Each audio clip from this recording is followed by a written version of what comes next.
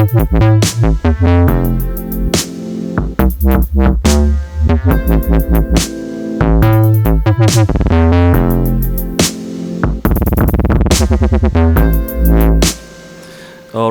Hello everyone. Welcome to another episode of Late Night Tips. Today I would like to talk to you about bass wobble. Yeah.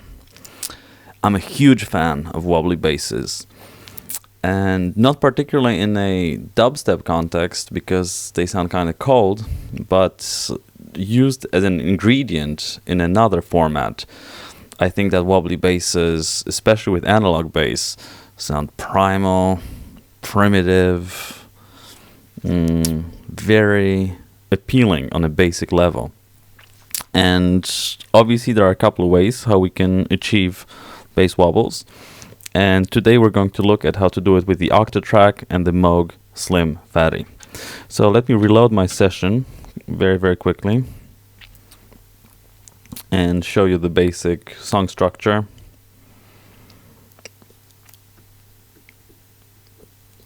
Okay, so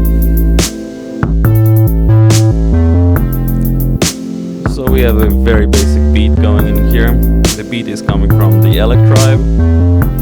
Monomachine is playing the chords. The melody is coming from the MS-20, and the Moog Slim Phatty is taking care of the bass. All right. So first of all, it's nice, but there's no wobble. So first way we can achieve the wobble is just manually with the filter knob. It's hard to get it perfectly on time, and obviously you need to keep doing that. So a more automated way is using the LFO. For example, like that. Sounds pretty good. You can tweak it to make it sound as you wish. And it's all good. It's nice. The problem is that it's static. The rhythm, the beat of the wobble is fixed. So to make it a little bit more interesting, we're going to try and modulate the clock division on the Moog with the Octatrack, using the internal LFO of the Octatrack. So let's get this started. First of all, we need to get this Octatrack to communicate to the Slim Phatty using CC messages. So I go to control 1 on the MIDI track 10, which sends my bass signal to the Moog. And in control, we have CC parameters that we can use to control external gear. Right now they're all off, as you can see, and a very important point is that you need to activate them before you use them. And how you do that? You press function and you press the corresponding knob. In this case it's going to be data entry knob C. Yeah.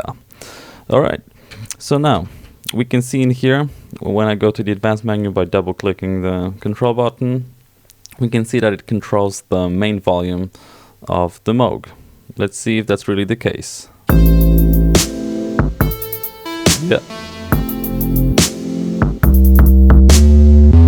So currently it's overriding the volume output, I'm thinking. Okay, good. So I could be using the LFO to get the tremolo effect, but that's not what we're interested in. We want to modulate the LFO rate and the clock division. So first of all, I need to find the relevant CC message that corresponds to the clock division. And I actually have it written down in here. I took it from the manual.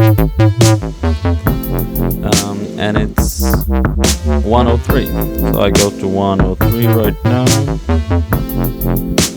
Okay, very important point. Just like with the MIDI channel, in order to activate that, you have to press the knob. And let's see if this works. Yeah.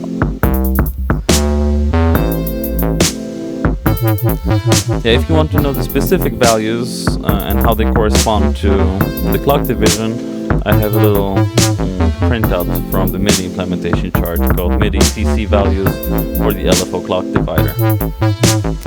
So this works. So what I can do now is to make parameter logs so that every trig has a different parameter logs, and I can program it like that. And that's cool. That could be interesting.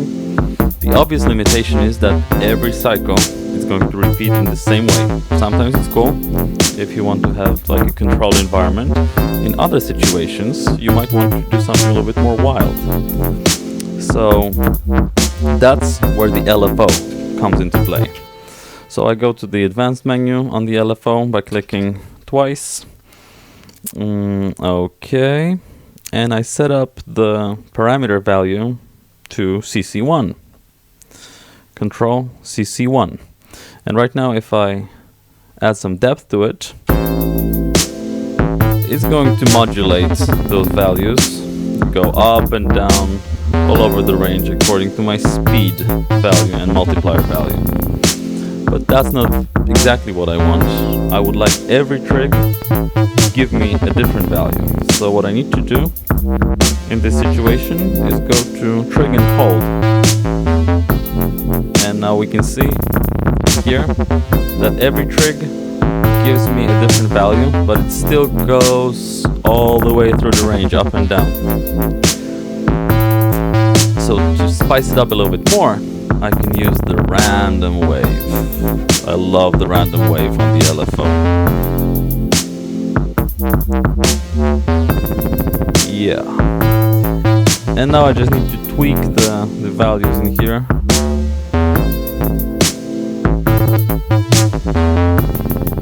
Okay.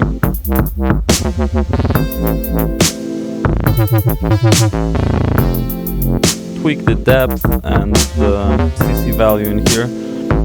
So to make it sound interesting, I don't know what the science is behind that.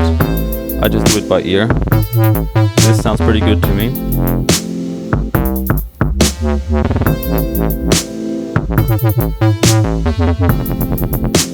Exactly.